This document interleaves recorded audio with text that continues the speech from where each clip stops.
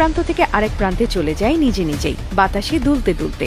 এতে সময় যেমন বাঁচে, তেমনি পরিবেশের কোনো ক্ষতি হয় না, খরচও কম লাগে। এরপর তারা যেটা করে সেটা আরো বেশি চমক লাগানো। গাছের মোটা কাণ্ড যেটা আমরা সাধারণত ফেলে দিই বা আগুনে দিই, ওরা সেটা টুকরো টুকরো করে পুকুরে ফেলে দেয়। কারণ এই কাণ্ড মাছের দারুণ খাবার, নরম পুষ্টিকর, মাছ পছন্দ করে খায়, আর ফিড কেনার দরকার পড়ে না। এতে মাছ বড় হয় দ্রুত, খরচ পড়ে কম। একদম স্মার্ট চিন্তা।